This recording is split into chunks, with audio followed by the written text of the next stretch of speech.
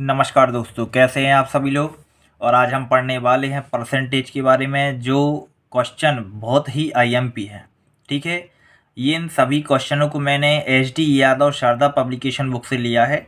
आप उस बुक्स को ओपन करके या उसकी पीडीएफ भी जो आपका प्ले स्टोर है वहाँ से डाउनलोड करके और इसका सॉल्यूशन आप देख सकते हैं। ठीक है, मैंने क्वेश्चन लिखा हुआ है और उसको हम देखिए, आप देख सकते हैं इतनी कम जगह है और इसमें हम बहुत शॉर्ट तरीके से पढ़ने वाले हैं, इसलिए वीडियो के साथ अंत तक जरूर बने रहें और इस शॉर्ट ट्रिक को सीखें ताकि आप परसेंटेज को जल्दी से जल्दी और कम से कम समय में निकाल सकें। ठीक है, तो आप देखिए, हमारा फर्स्ट क्वेश्चन है, एक कर्मचारी की मजदूरी में 20% की कटौती की जाती है। यदि उसकी मजदूरी पुनः पहले की मजदूरी के बराबर लाना हो तो उसमें कितने प्रतिशत की वृद्धि करनी होगी।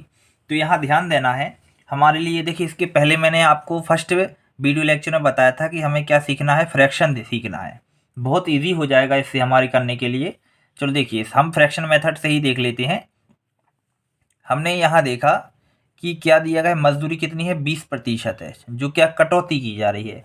तो यहाँ आपको देखना है कि 20% की फ्रैक्शन क्या होती है, ये होती है 1/5। क्या होती है, 1/5। मतलब यदि उस कर्मचारी की मजदूरी कितनी थी, 5 थी, तो अब वो कितनी हो गई है, 20% कम हो गई। तो उस 5 का 20% क्या हुआ, 1 हुआ। तो वो कितनी हो गई है, 4 हो गई है। मतलब 1 क्या हो गया, कम हो गया, 20% कम हो गया, तो 4 उसकी अब रह गई है। अब वो कह रहे हैं कि मजदूरी को पुनः क्या करना है, 5 करना है। तो हमें कितने प्रतिशत की वृद्धि करनी होगी। तो देखिए, मजदूरी को 4 से 5 करना मतलब कितना बढ़ाना है, 1 बढ़ाना है। कितने पर बढ़ाना है, 4 पर। तो 100% बताइए कितना निकालेंगे। 4 एकम 4, 4 दूनी 8, बचे 2, 4 पंचे 20। मतलब कितने परसेंट आपको बढ़ाना पड़ेगा, 25%।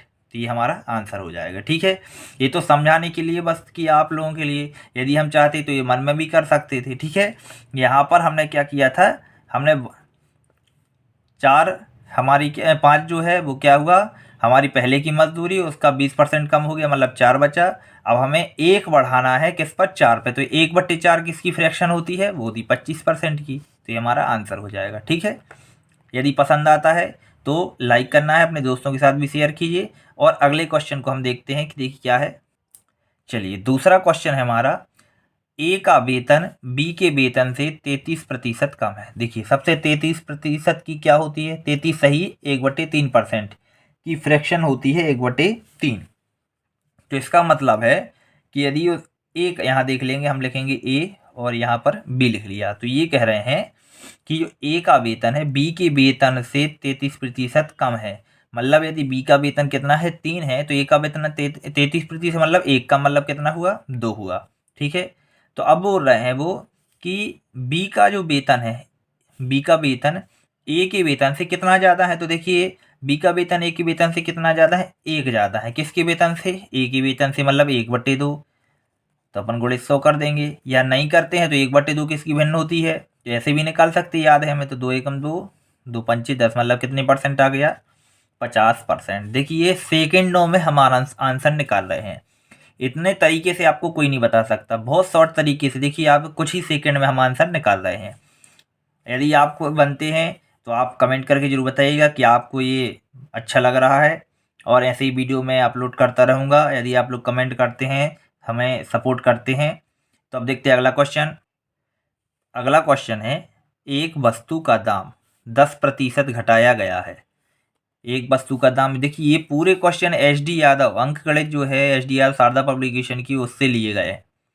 एक वस्तु का दाम 10% घटाया गया है। चलिए देखिए, यहाँ पर 10% की भिन्न क्या होती है, 1/10। ठीक है, तो ये कह रहे हैं पूर्व मान में उसका पुनः लाने के, जो पूर्व मान था उसको पुनः लाने के लिए दाम में कितने प्रतिशत बढ़ाना चाहिए। ठीक, पहले क्या हुआ, ये 10 था, 10 से क्या हो, घटाया गया, कितना घट गया इसका, 10%। तो 1 घटा देना, मतलब कितना हुआ, 9 हुआ। अब 10 से 9 हो गया, तो हमें कितना बढ़ाना है कि 9, इसको 9 से हमें 10 बनाना है। तो कितना बढ़ाना पड़ेगा, 1। किससे बढ़ाना पड़ेगा, 9 से। तो 1/9 गुणित 100। तो 1/9 किसकी फ्रैक्शन होती है, यदि आपको याद है तो डायरेक्ट लिख सकते, नहीं तो भाग दे देंगे। तो ये होती है अपनी 11 सही 1/9%। तो ये हमारा क्या हो जाएगा, आंसर हो जाएगा। ठीक है, उम्मीद है आपको समझ में आ रहा होगा। देखिए कुछ ही सेकेंडों में हम कर रहे हैं। अगला क्वेश्चन देखते हैं। अगला क्वेश्चन है हमारा, एक वस्तु की कीमत 10% घटा दी जाती है। देखिए सेम एस क्वेश्चन है, तो हम दोबारा इसी को समझ लेते हैं। 10% की फ्रैक्शन कितनी होती है, 1/10।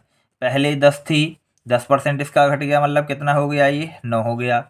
अब करें इसे मूल कीमत पर लाने, मतलब इसे 10 में बनाने के लिए नई कीमत में कितनी वृद्धि करनी पड़ेगी। मतलब हमें 9 से 10 बनाना है, तो हमें कितना बढ़ाना पड़ेगा, 1। किससे बढ़ाना पड़ेगा, 9 से। गुणित क्या कर देंगे, 100। कितना हो जाएगा हमारा, 1/9 किसकी फ्रैक्शन होती है, ये होती 11 सही 1/9%। ये हमारा आंसर हो जाएगा। ठीक है, उम्मीद है आपको समझ में आ रहा होगा। अब हम देखते हैं अगला क्वेश्चन। अब हमारा अगला क्वेश्चन है, किसी वस्तु पर टैक्स 10% कम कर दिया जाता है। देखिए कि क्वेश्चन वही है, केवल थोड़ी सी जो भाषा है वो बदल दी गई। 10% कम टैक्स लग रहा, फिर से वही क्वेश्चन है। कितना हो जाएगा, 1/10। तो 10 से कितना हो जाएगा, 9 हो जाएगा। वापस उतना ही करना है, मतलब 1 बढ़ाना है किससे, 9 पर। तो आपको क्या करना है, गुणित 100। कितना आ जाएगा, 11 सही 1/9%। ठीक है, अब हम देखते हैं अगला जो क्वेश्चन है हमारा। अब हम बात कर रहे हैं, यदि ए की आय बी की आय से कितना, 40% कम है। चलिए देखिए, बहुत अच्छा क्वेश्चन है। यदि ए की आय जो है, ए की आय का मतलब यहाँ पर हम पूरा व्यवस्थित करेंगे। चलिए देखते हैं, यहाँ हमने लिख लिया ए और यहाँ लिख लिया बी। ठीक है, 40% का मतलब कितना होता है, 20% 1/5, तो 40% 2/5। तो ये कह रहे हैं ए की आय बी की आय से 40% कम है। मतलब यदि बी की आय 5 है तो 40% 2 कम, मतलब कितना हो जाएगा, 3 हो जाएगा ए की आय। तो वो कह रहे हैं बी की जो आय है ए की आय से कितने अधिक है, तो बी की आय ए की आय से कितना अधिक है, 2 अधिक है। किससे, ए की आय से, मतलब 3 गुणित 100 हो जाएगा। तो आप देखिए कितना हो जाएगा, ये हमारा जो हो जाएगा, इसको हम काट देंगे। ये कैसे काटेंगे, ये हो जाएगा हमारा 200/3। तो कितना हो जाएगा, 2 6 18, 2 6 18, 2/3। तो 66 सही 2/3% इसका क्या हो जाएगा, आंसर हो जाएगा। उम्मीद है आपको ये समझ में आया होगा। तो ये मैंने 6 क्वेश्चन लिए हैं। अगली वीडियो में फिर से 6 क्वेश्चन लूँगा, ताकि हम छोटे से रूप में एक एक 6 क्वेश्चन करके इस पूरे जो अध्याय है इसके सभी क्वेश्चन करेंगे। तो ये वीडियो आपको कैसा लगा कमेंट बॉक्स में करके ज़रूर बताएं, क्योंकि ये वीडियो हमें बहुत ही लाभदायक होगा और हम कॉम्पिटिटिव एग्ज़ाम के लिए यहाँ से बहुत अच्छी तैयारी कर सकते हैं। बहुत बहुत धन्यवाद।